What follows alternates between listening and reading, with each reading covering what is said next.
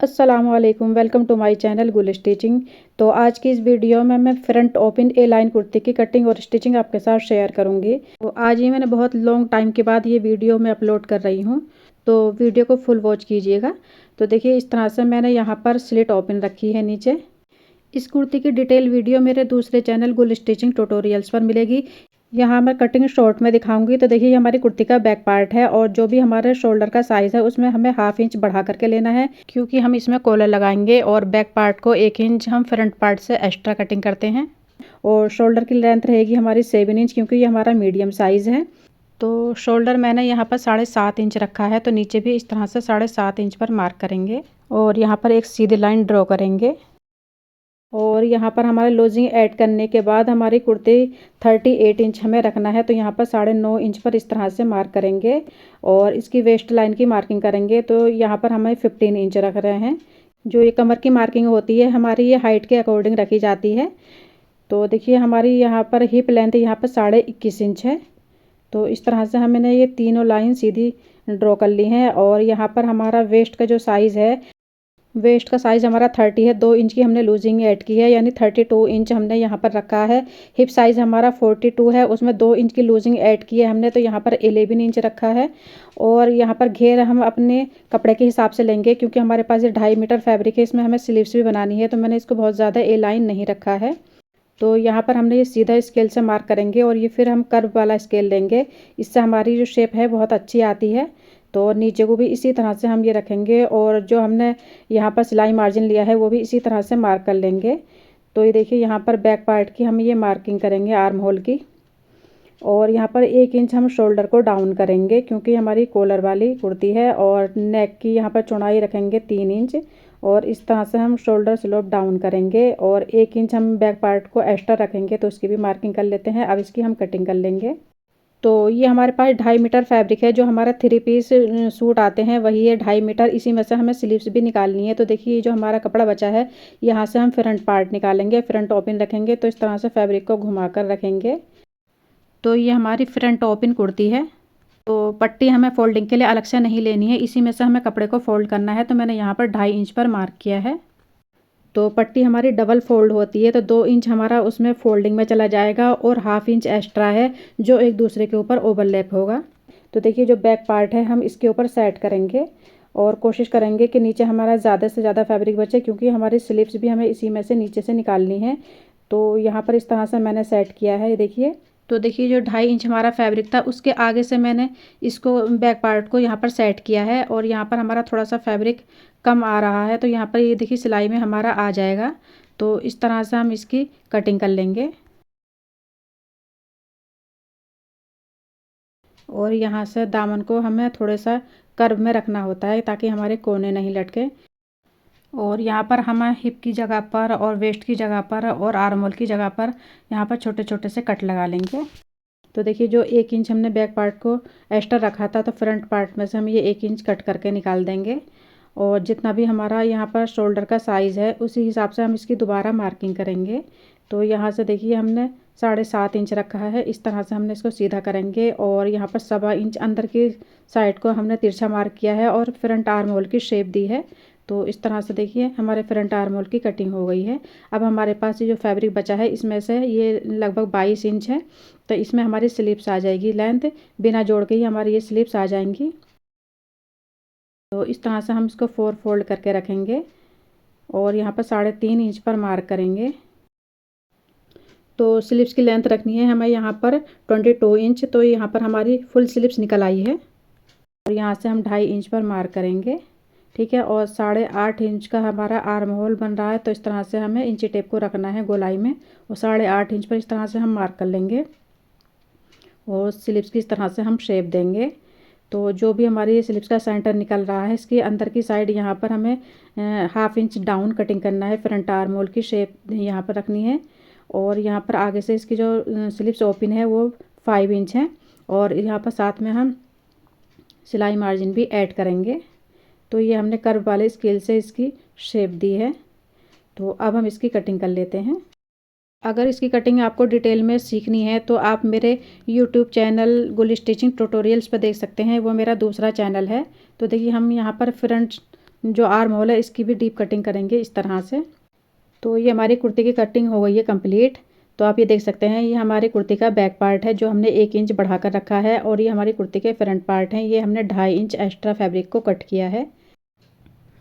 तो देखिए यहाँ पर 2.5 इंच है, तो यहाँ पर जहाँ पर ये 2.5 इंच पर लाइनिंग बनी है हमने यहाँ पर छोटा सा एक कट लगा लिया है, आप ये देख सकते हैं। तो ये 1/2 इंच हम इसको इस तरह से छोड़ देंगे, तो ये 1/2 इंच हमारा ओवरलैप हो जाएगा, और 2 इंच फैब्रिक हम अंदर की साइड को फोल्ड करेंगे। तो देखिए यहाँ पर इस तरह से आप कपड़े को डबल फोल्ड करने के बाद सिलाई भी लगा सकते हैं, लेकिन मैं यहाँ पर बटन पट्टी लगाऊंगी। तो ये कंफर्ट लाइनिंग टेप है जो जेंट्स शर्ट में बटन पट्टी की जगह पर यूज़ होता है। तो ये फैब्रिक की तरह से बहुत सॉफ्ट होता है। तो इस तरह से इसका ये रोल आता है, और इसकी चौड़ाई यहाँ पर 1.25 इंच होती है। तो जितना हमें ज़रूरत होता है इतना हम इसको कट कर लेते हैं। तो मैं इसको 1 इंच की रखूँगी और 1/4 इंच इस तरह से कट करके अलग कर दूँगी। तो देखिए मैंने ये 2 पट्टी कटिंग करी है अपनी कुर्ती की लेंथ के अकॉर्डिंग, 1 इंच इसकी चौड़ाई है।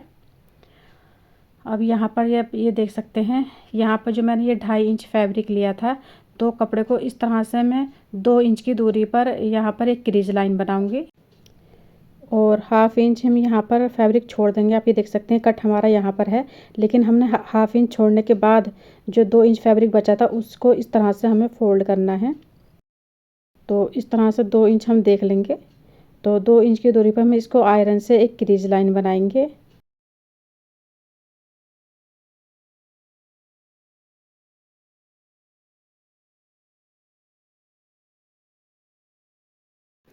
तो दोनों साइड के पार्ट को इसी तरह से हमें क्रीज लाइन बना लेना है, और मैंने इसको देखो खोल दिया है, और जहाँ पर ये क्रीज लाइन हमारी बनी हुई है वहाँ पर इस तरह से हम ये बुकरम वाली पट्टी रखेंगे, ये यानी हम अपनी बटन पट्टी रखेंगे, और आयरन से इसको यहाँ पर पेस्ट कर देंगे। तो ये बुकरम लगानी ज़रूरी नहीं है, ये बस फिनिशिंग के लिए हम यूज़ कर रहे हैं। आप इसको बिना पट्टी के, बिना पेपर पेस्टिंग के भी बना सकते हैं। तो इस तरह से मैंने फैब्रिक को इसके ऊपर को फोल्ड कर लिया है, और ये जो फैब्रिक है इसको इस तरह से इसके ऊपर को फोल्ड करना है। तो जो हमारी बुकरम पट्टी है उसी के बराबर हम इसको फैब्रिक को फोल्ड करेंगे, इस तरह से डबल फोल्ड करते हुए पूरे में आयरन कर लेंगे। और अब मैं यहाँ पर हल्का हल्का ग्लू लगाऊंगी, इससे जो हमारा ये ऊपर फोल्डिंग वाला फैब्रिक है वो हमारा सही से एक जगह पर फिक्स हो जाएगा, तो जिससे हमें सिलाई लगाने में आसानी रहेगी। देख सकते हैं हमारा ये फैब्रिक पेस्ट हो गया है, अब आसानी से हम ये सिलाई लगा सकते हैं।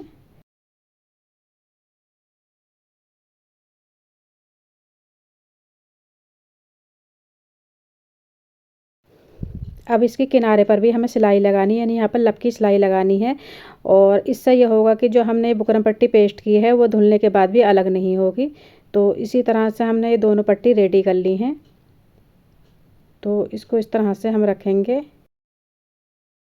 तो देखिए यहाँ पर हमारा शोल्डर का साइज़ 1/2 इंच एक्स्ट्रा आएगा, क्योंकि हमने ये 1/2 इंच एक्स्ट्रा रखा है ओवरलैप के लिए। तो यहाँ पर इस तरह से हम मार्क कर लेंगे, ये हमारा एक्स्ट्रा है, ये हमारा ओवरलैप होगा। और नेक की चौड़ाई रखेंगे हम यहाँ पर 3.25 इंच, और इसकी डेप्थ रखेंगे हम यहाँ पर 3.25 इंच भी रख सकते हैं और 3.5 इंच भी रख सकते हैं। तो मैंने यहाँ पर 3.25 इंच पर मार्क किया है, यानी इसकी चौड़ाई भी और लंबाई भी 3.25 इंच रखी है। इस तरह से हम इसकी राउंड शेप बनाएंगे, और अगर आपके पास ये टूल है तो इस तरह से इसकी हेल्प से भी हम राउंड शेप बना सकते हैं। तो अब हम नेक की कटिंग करेंगे। तो इस पार्ट को हमें संभाल के रखना है। अब हम बैक पार्ट के ऊपर फ्रंट पार्ट को इस तरह से सेट करेंगे, और ये बैक पार्ट हमारा 1 इंच एक्स्ट्रा है। तो नेक की चौड़ाई रखेंगे हम यहाँ पर 3.5 इंच, 1/4 इंच हम बढ़ाकर रखेंगे, और इसकी डेप्थ रखेंगे 1 इंच। तो इस तरह से भी आप मार्क कर सकते हैं, और हाथ से भी इस तरह से शेप दे सकते हैं, और इसकी कटिंग कर लेंगे हम। तो अब हम यहाँ पर नेक की जो डेप्थ रखेंगे उसकी मार्किंग करेंगे। तो यहाँ पर ओपन हमें रखना है 8.5 इंच, तो यहाँ पर हम मार्क कर लेंगे, और दोनों पट्टियों को इस तरह से एक दूसरे के ऊपर ओवरलैप करेंगे। तो यहाँ पर जो हमने मार्क किया है यहाँ तक हमें इसको ओपन रखना है, यानी 8.5 इंच हमने इसकी ओपनिंग रखनी है। तो ये मैंने यहाँ पर मार्क किया है। तो यहाँ पर इस तरह से हम इसकी सिलाई करेंगे। तो आप ये देख सकते हैं नीचे जो हमारी सिलाई लगी हुई है ऊपर वाली पट्टी को थोड़ा सा बढ़ा के रखेंगे, तो जब सिलाई लगाएंगे तो नीचे वाली पट्टी के किनारे पर भी सिलाई लग जाएगी।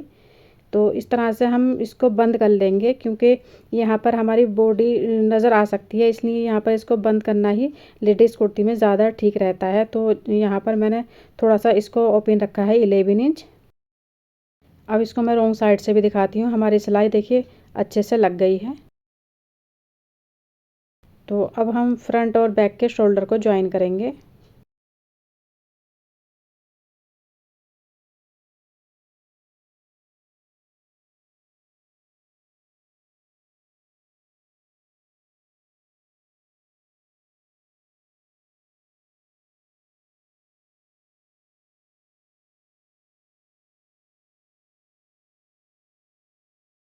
तो अब हम नेक की हमें कॉलर कितना कटिंग करना है इसको हम नाप लेते हैं।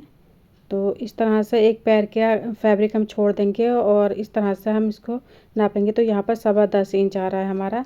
तो अब हम कॉलर की कटिंग करेंगे। तो ये हमारा बुकरम है, इससे मैंने पहले से भी कॉलर कटिंग किया हुआ है, यहाँ पर इसकी मार्किंग हुई है।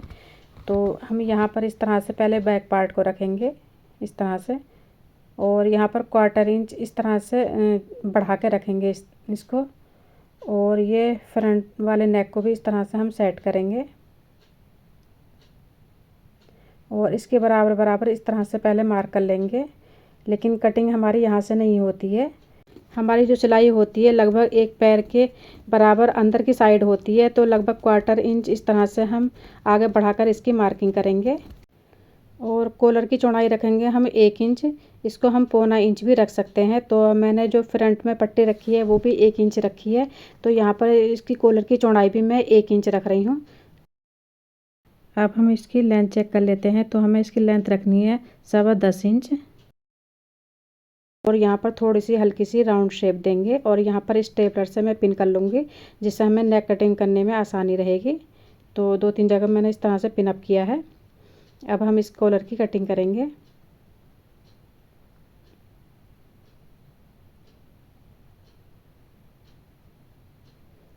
इसकी पिन को हम निकाल लेंगे और इसको एक एक्स्ट्रा फैब्रिक के ऊपर पेस्ट करेंगे।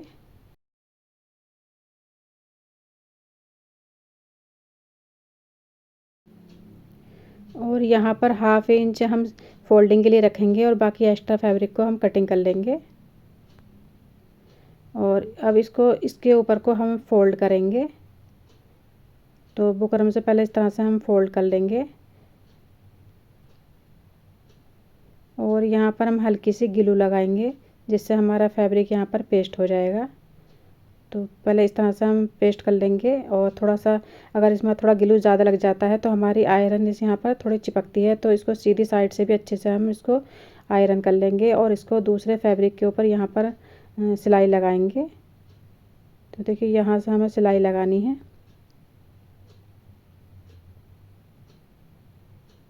और ये जो सिलाई लगाते हैं तो हम बुकरम से थोड़ा सा एक पॉइंट हटाकर सिलाई लगाते हैं। अगर बिल्कुल बुकरम के बराबर में या बुकरम के ऊपर को अगर हमने सिलाई लगाई है तो इससे हमारा जो नेक की सिलाई है वो ठीक से नहीं बैठती है, बल्कि एक पाइपिंग की तरह से बन जाती है। और यहाँ पर एक पैर का फैब्रिक हम रखेंगे और बाकी एक्स्ट्रा फैब्रिक को हम कटिंग कर लेंगे। और यहाँ पर जो नीचे भी 1/2 इंच फैब्रिक एक्स्ट्रा इस तरह से रखते हुए बाकी फैब्रिक को हम कट करके अलग कर देंगे। और यहाँ पर गोलाई वाली जगह पर इस तरह से छोटे छोटे से कट लगाएंगे। इससे हमारी जो कॉलर है वो फिनिशिंग के साथ पलटती है, उसमें झोल नहीं आती है। अभी हम इसको आयरन कर लेंगे। तो देखिए मैंने इसको आयरन कर लिया है और यहाँ पर इस तरह से नेक को सेंटर से फोल्ड करेंगे, यहाँ पर एक कट लगाएंगे और बुकरम वाली पट्टी पर भी चौक से हम मार्क कर लेंगे। और यहाँ पर जो कुर्ती के सेंटर में भी नेक में हम कट लगाएंगे और कुर्ती को उल्टा करके रखेंगे, यानी जो हमारी कॉलर अटैच होगा वो कुर्ती की बैक साइड से यानी रॉन्ग वाली साइड से अटैच होगा। और ये जो हमारे शोल्डर की सिलाई लगी है कॉर्नर से हम इसको फैब्रिक को थोड़ा थोड़ा सा कट कर लेंगे। इससे जो नेक में हमारे यहाँ पर सिलाई में खिंचाव आता है वो यहाँ पर खिंचाव नहीं आएगा।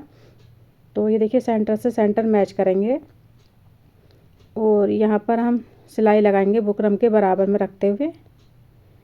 तो हमें नेक के फैब्रिक को बिल्कुल भी खींचना नहीं है और ना ही हमें कॉलर को खींच के लगाना है। जिस तरह से हल्के हाथ से हमारा फैब्रिक रखा होता है इसी तरह से हम हल्के हल्के हाथ से सिलाई लगाएंगे।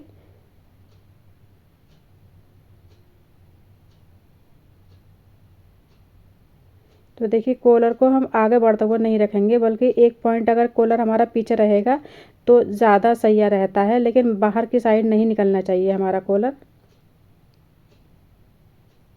आप ये देख सकते हैं मैंने थोड़ा सा यहाँ पर धागा छोड़ दिया है।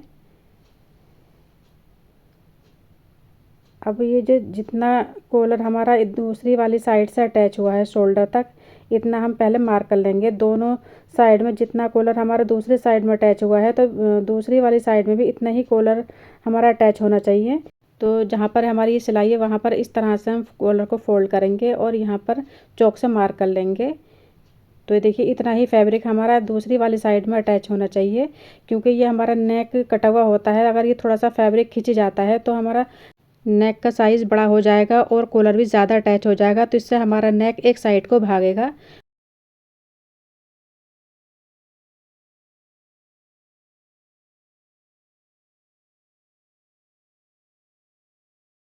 हम यहाँ पर स्टार्टिंग में सिलाई को पक्का नहीं करेंगे। जब हम यहाँ पर 2-3 बार सिलाई चला देते हैं तो यहाँ पर बहुत मोटा सा हो जाता है और कॉलर में हमारे फिनिशिंग नहीं आती है।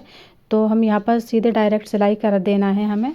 और यहाँ पर देखिए जो हमने यहाँ पर कॉलर में मार्क किया था, तो ये हमारी मार्किंग और कॉलर की सिलाई हमारी बिल्कुल बराबर आई है।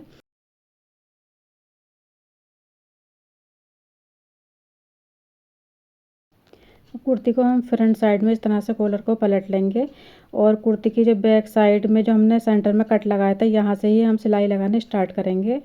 तो सिलाई हम यहाँ पर बैक साइड से लगाते हैं तो हमारे जो नेक में फ्रंट साइड में बहुत फिनिशिंग रहती है। लेकिन अगर हम कॉलर के यहाँ पर एंड पॉइंट से अगर सिलाई स्टार्ट करते हैं तो यहाँ पर हमारे बहुत धागे वगैरह रह जाते हैं। तो बैक पार्ट से ही हमें इस तरह से सिलाई करनी चाहिए। तो देखिए यहाँ पर हमने सिलाई को पक्का नहीं किया था, बल्कि धागे के इस तरह से टैल को हमने छोड़ दिया था। तो इसको पकड़कर हम फैब्रिक को आसानी से अंदर की साइड को खींच सकते हैं। अगर हमारा कुर्ती का फैब्रिक कॉलर से बाहर की साइड को निकल रहा होगा, उसको भी हम यहाँ पर सेट कर सकते हैं इस धागे से, और धागे को अंदर की साइड को हम कर देते हैं। तो इस तरह से हमारे कॉलर में फ्रंट वाली साइड में बहुत फिनिशिंग आती है। और ये देखिए हम ऊपर वाली साइड पे भी यहाँ पर सिलाई लगाएंगे, तो इससे यह होता है कि हमारी बुकरम की ऊपर दोनों साइड में सिलाई लग जाती है। तो धोने के बाद भी कभी भी बुकरम हमारा अलग नहीं होता है। अगर हम ऊपर की साइड में सिलाई नहीं लगाते हैं तो धोने के बाद में हमारी जो हमने इसको आयरन से पेस्ट किया है, तो कहीं से इसको पेस्टिंग हट सकती है और यहाँ पर हमारा फैब्रिक या बुकरम सिकुड़ सकता है। तो दोनों साइड में हम इस तरह से सिलाई लगाएंगे तो हमारा नेक बहुत ही फिनिशिंग के साथ बनता है।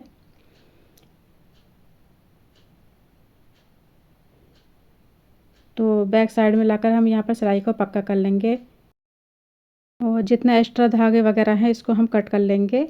और देखिए यहाँ पर इसी स्टेज पर हमें इसको कॉलर को आयरन करना है, अच्छे से इसको बिठा लेना है। जब हम पूरी कुर्ती सिलने के बाद आयरन करते हैं तो सही से हम यहाँ पर हमारे कॉलर में आयरन नहीं हो पाती है। तो जब इस तरह से हमारा भी ये साइड से इसकी फिटिंग की सिलाई नहीं लगी है, तभी हमें इसको अच्छे से कॉलर को अपने सेट कर लेने चाहिए। देखिए शोल्डर की जो हमारा ये फैब्रिक है, ये भी अच्छे से हम यहाँ पर आयरन कर लेते हैं। तो अच्छे से हम अपने कॉलर को बिठा लेंगे और यहाँ पर हम अपने साइड की फिटिंग की सिलाई लगाएंगे। और यहाँ पर वेस्ट साइड में हल्की सी गोलाई देते हुए यहाँ पर हमें सिलाई लगानी होती है। यहाँ पर हमें सिलाई को डबल करना होता है, सिंगल सिलाई आप यहाँ पर कभी भी नहीं लगाएं। तो दोनों साइड में इसी तरह से हम इसकी फिटिंग की सिलाई लगाएंगे।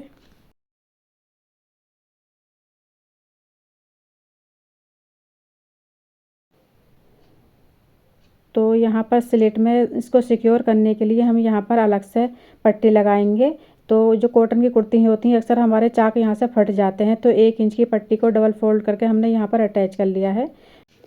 तो स्लिट में ये पट्टी लगाने की पहले भी मैंने कई वीडियो में सिखाया है, तो यहाँ से मैंने सोचा कि दिखा दूँ, क्योंकि इस तरह से हमें ये पट्टी लगाना ज़रूरी होता है, वरना अक्सर हमारे उठने बैठने में चाक फट जाते हैं। तो दोनों साइड में इस तरह से मैंने सिक्योर कर लिया है, अच्छे से हमारे यहाँ पर ये सिक्योर हो जाती है स्लिट। और यहाँ पर हम इसकी स्लिप्स को अटैच कर लेंगे और उसके बाद में हमें यहाँ पर मशीन से ही फोल्ड करना है। तो यहाँ पर जितना हमने इसके अंदर के लिए फोल्डिंग के लिए दबाव का फैब्रिक लिया था, इसको इस तरह से हम डबल फोल्ड करेंगे। और आप चाहें तो हाथ से भी इसकी तुरपाई कर सकते हैं, लेकिन डेली वेयर की जो हमारे सूट होते हैं उसमें हमें मशीन से फ़ोल्ड करना ही ज़्यादा ठीक रहता है। तो पहले हम इसकी स्लिट को फ़ोल्ड करेंगे और उसके बाद नीचे के दामन को फ़ोल्ड करेंगे और बाद में हम इसकी स्लिप्स अटैच कर लेंगे। तो आई होप वीडियो आपके लिए हेल्पफुल रही होगी। वीडियो अच्छी लगी हो तो लाइक करें, शेयर करें। अगर चैनल पर न्यू है तो चैनल को सब्सक्राइब करना ना भूलें।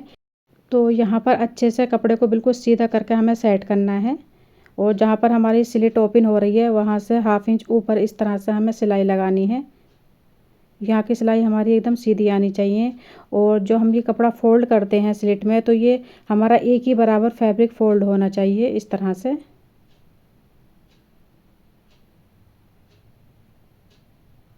अब नीचे की साइड में भी हम इस तरह से जितनी चौड़ाई में हमने यहाँ पर फोल्ड किया है इतना ही चौड़ा हम यहाँ पर फोल्ड करेंगे।